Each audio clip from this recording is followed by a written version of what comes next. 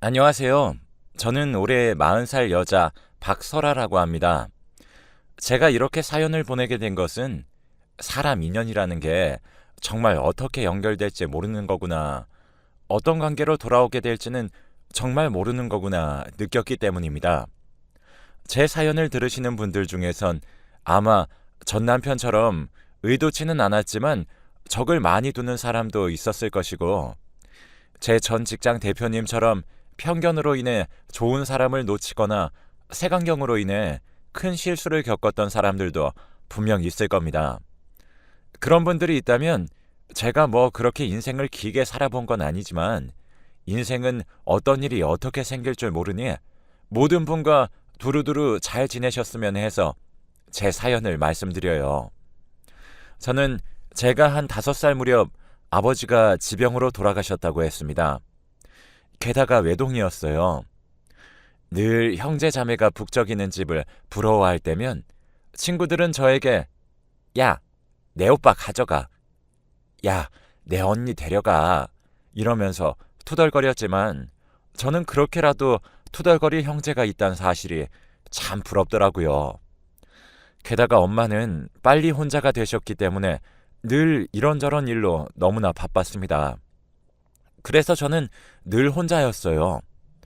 혼자 밥을 먹고 혼자 놀고 그랬어요.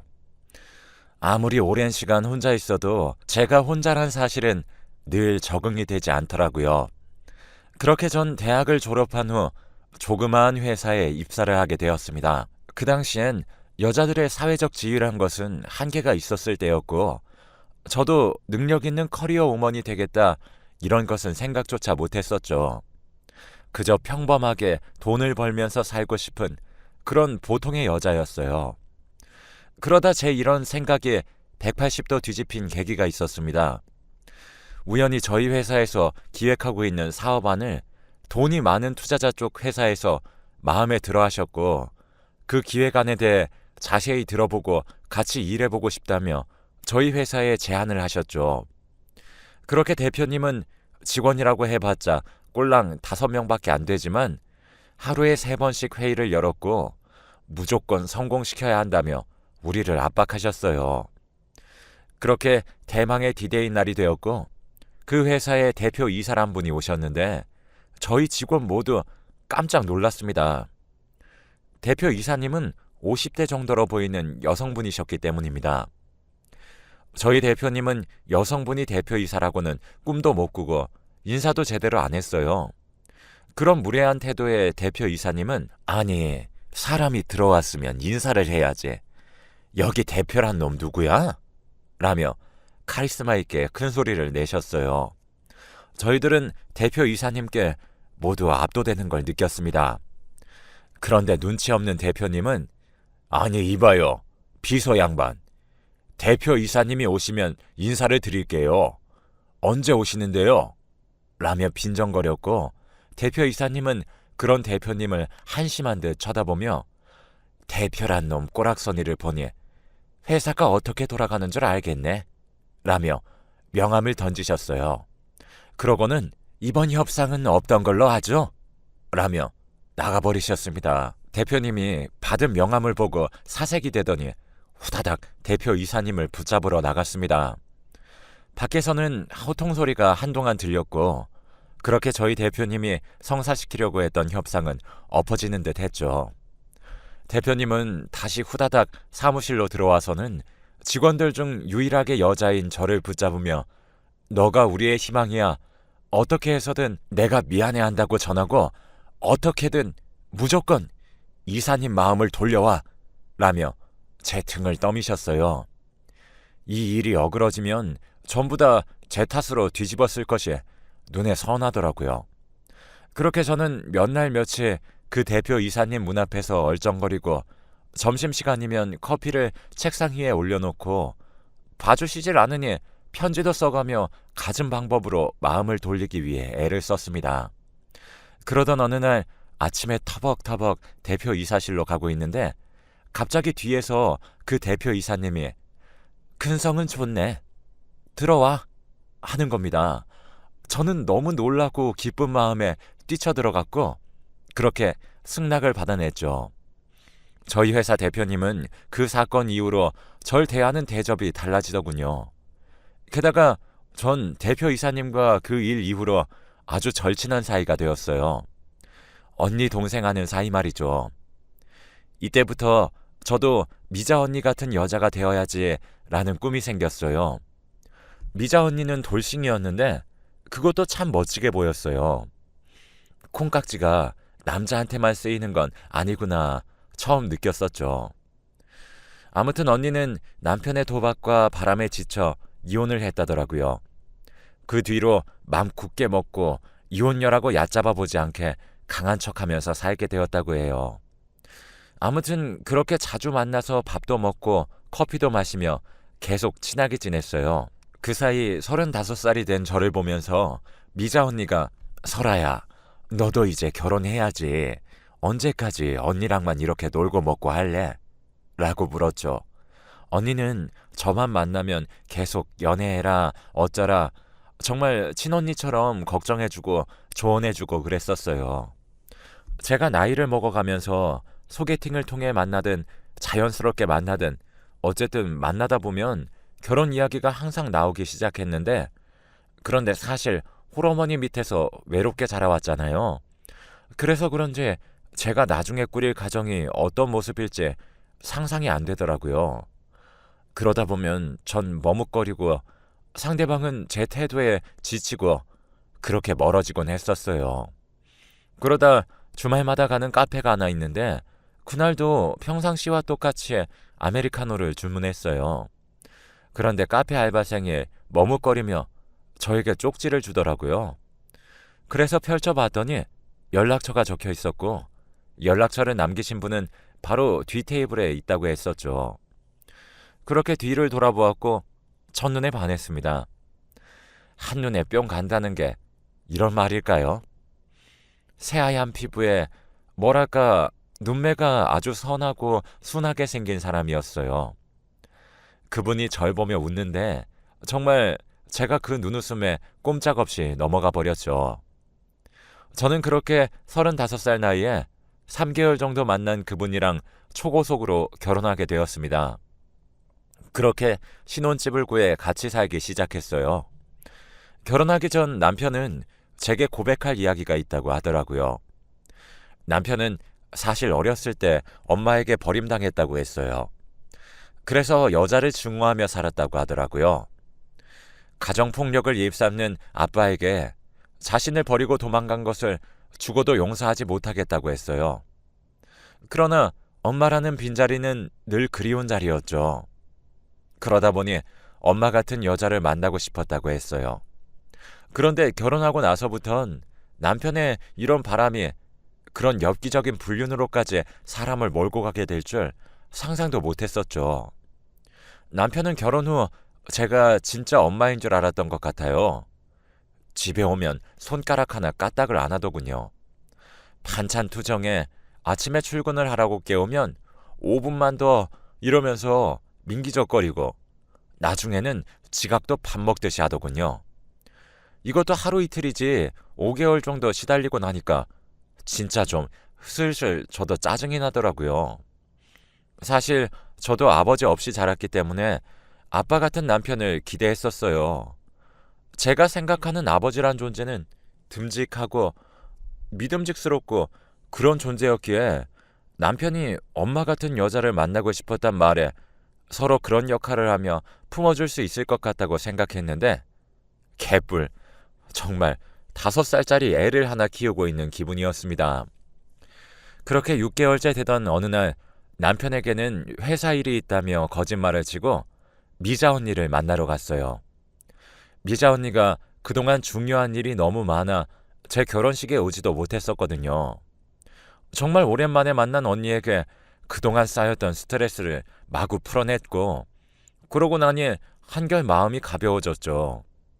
미자 언니도 그런 사람 처음 봤다면서 그래도 아직 6개월 정도밖에 되지 않았으니 1년 정도 더 맞춰주면서 노력을 해보라고 하더라고요. 아픔이 있는 사람이니 처음엔 그럴 수 있다고 하면서요. 그러다 너무 못 참겠으면 본인한테 말하라고 아주 혼쭐을 내주겠다며 조금 살벌하고도 귀여운 응원을 해줬습니다. 그렇게 언니랑 웃고 떠드니 속이 좀 시원해지더군요. 그렇게 밤 11시쯤 됐나?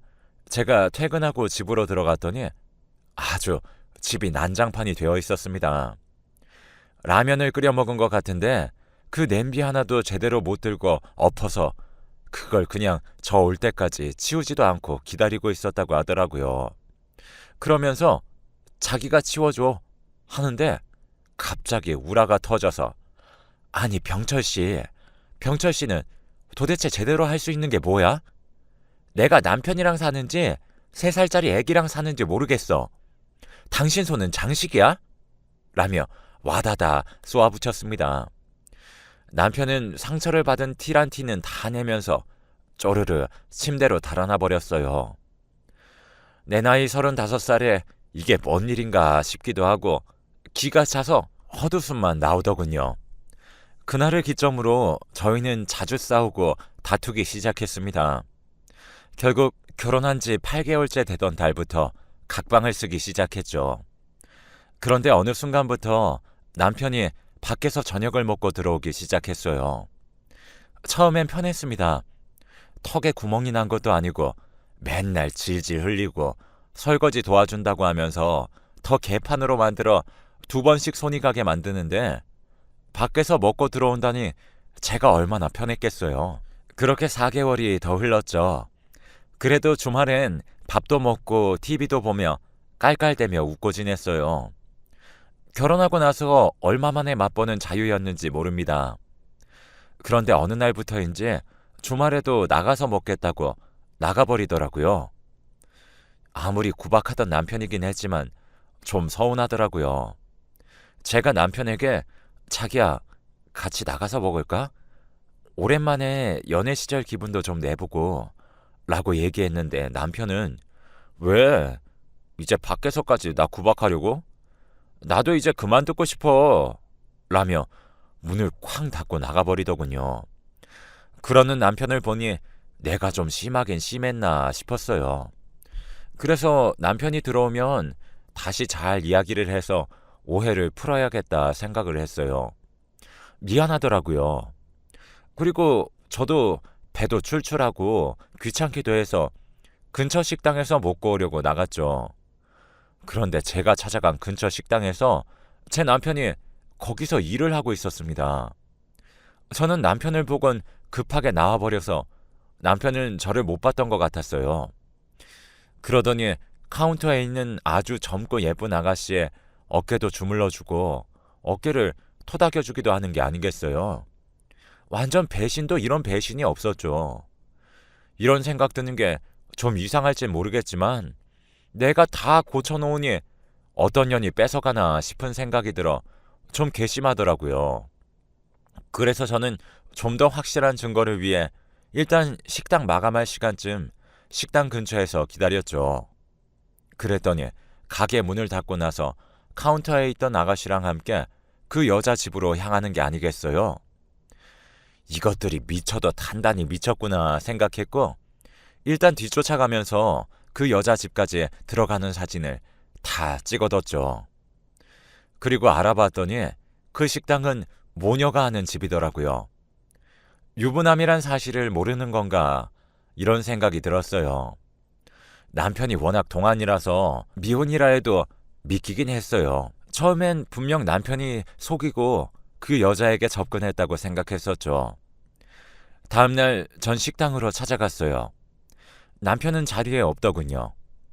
식당의 문을 닫을 시간쯤에 카운터 아가씨에게 자리를 비켜달라고 했어요. 콩깍지에 씌인 남녀인데 눈에 뵈는 것도 없을 거고 말도 안 통하겠거니 했거든요. 아가씨의 어머니에게 잠깐 뵙자고 하고 자리에 앉았어요. 아주머니가 제 맞은편에 앉으셨는데 50대라는 나이가 무색하게 젊어 보이시더라고요. 식당 일을 하시는 아주머니 같지 않게 스타일도 요즘 애들 못지 않으셨어요. 어쨌거나 저는 본론부터 꺼냈습니다. 사진을 던지며 그쪽 딸이 우리 남편을 만나고 있다고 말이죠. 그 어머니는 눈을 껌뻑껌뻑 거리더니 아휴 오해입니다. 딸이 혼자서 집 가는 것은 너무 무섭다고 해서 데려다 주는 것이에요. 이러며 허허 웃더군요. 그래서 제가 따져 물었습니다. 이 남자 제 남편이에요. 유부남인 것도 알고 계셨나요? 했더니 그 어머니가 놀라워하시면서 세상에나 유부남이라고요? 그렇게 안 보이던데? 라는 겁니다. 어쨌거나 전 그 어머니께 전달했고 그 어머니는 자기가 한번 알아보겠다고 하시더라고요. 그러면서 저에게 마음고생 많이 했겠네요 하며 위로해 주셨어요. 그래서 저는 감사하다고 인사를 하고 나왔어요.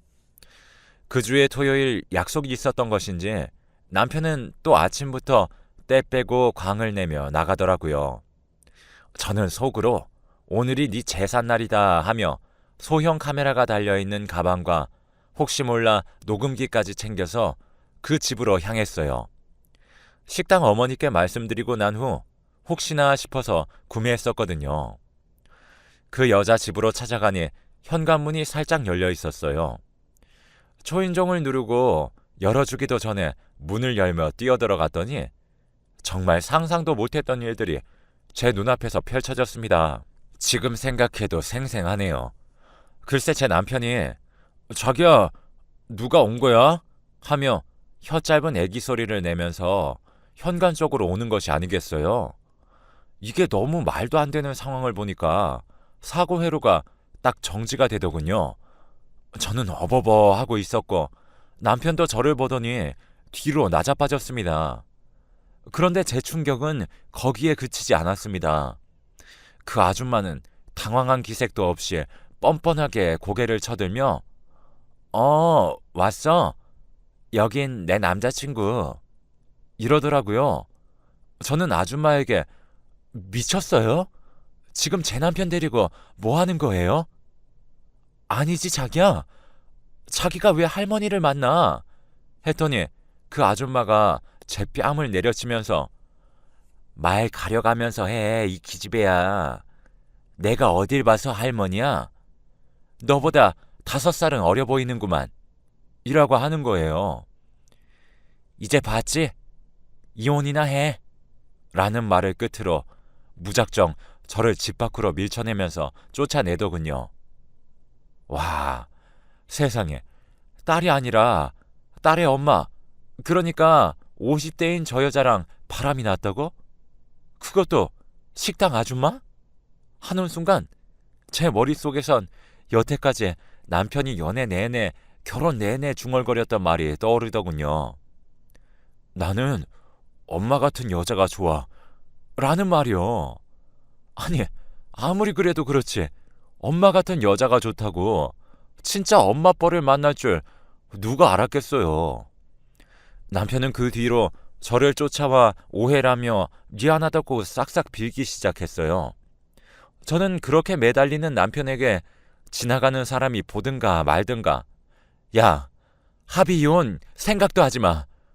내가 진짜 어이가 없고 기가 차서 너네 내가 집 들어가면서 다 녹화했고 녹음도 했으니까 가만 안 둬? 라며 악을 질렀고 집에는 들어올 생각도 하지 말라며 잡은 손을 뿌리치고 집으로 돌아왔어요. 정말 너무 분한 마음에 미자 언니한테 전화했습니다. 언니는 바로 집으로 달려와 주었어요. 언니는 제 손을 잡으며 세상에 설아야, 이게 다 무슨 일이니? 이게 가능해? 라며 저보다 더 속상해하며 울더군요. 그러더니 언니가 내가 이놈들 가만 안 둔다. 뒷조사 좀 해봐야겠다. 라고 하더라고요. 그래서 저도 그게 좋겠다며 언니의 도움으로 뒷조사를 시작했어요. 근데요, 조사를 하다 보니까 남편이 아줌마랑 바람을 폈다는 사실 이상으로 충격적인 일을 알게 되었어요. 제 남편 병철 씨가 미자 언니의 아들이더라고요. 유전자 검사까지 다 했습니다. 이게 어떻게 된 일이냐고요? 사실 언니도 부끄럽고 수치스러워 저에겐 이야기를 안 했지만 시부모님께서 언니를 굉장히 싫어하셨다고 해요. 그래서 남편도 그런 언니를 무시했고 폭력을 휘두르고 바람을 피고 도박에 빠져 살았다고 했죠. 그러다가도 다정한 날이면 본인이 때려 멍든 부위에 약까지 발라주며 딴 사람이 되었다고 해요. 그때 언니가 임신을 하게 된 거죠. 이 사실을 한 시부모님께서는 굉장히 언짢아 하셨대요. 그렇게 아이를 출산했대요. 그런데 어느 날 언니는 아기가 세상 모르고 자고 있길래 잠시 집안 마트에 다녀왔나 봐요. 그런데 그 타이밍에 강도가 들었었대요. 집에 갓난아기가 잠을 자고 있어서 서둘러 돌아온 그 짧은 시간에 말이죠. 그런데 강도는 귀금속을 훔쳐간 것이 아니라 아이를 훔쳐갔고 언니는 혼비백산이 되었대요. 결국 아이는 다시 찾지 못했어요. 시부모님은 언니에게 애 잡아먹을 년이라고 비난하며 더 이상 며느리로 받아주고 싶지 않다고 아들과 이혼을 하라 요구했어요. 언니는 아무런 말도 하지 못하고 내쳐졌죠. 언니가 말하길 지금 생각해보면 그것도 다 시부모님이 꾸민 짓이지 않을까 하는 생각이 든다더군요. 그냥 고아였던 언니가 싫어 쫓아낼 구실을 만들기 위해서 말이에요. 아무튼 연애 시절 병천 씨의 말로는 본인 아버지, 즉 언니의 전 남편은 자유로운 영혼이라 여기저기를 여행 다닌다고 근사하게 포장을 해주었는데 이런 진실을 감춰왔을 거란 상상도 감히 못했었죠. 그렇게 언니랑 유전자 검사까지 확인하고 나니 머리가 아득해지더군요. 그러면서 언니가 다짐을 한 듯 이야기했습니다. 어차피 내 배 아파 낳은 자식이지만 평생토록 모르고 살아온 자식이야. 오히려 네가 내 친구처럼 동생처럼 지내온 사람이고 그러니까 나에겐 네가 훨씬 더 소중해. 언니한테 전혀 미안해하지 말고 하고 싶은 대로 해. 난 괜찮아. 라고 하더라고요.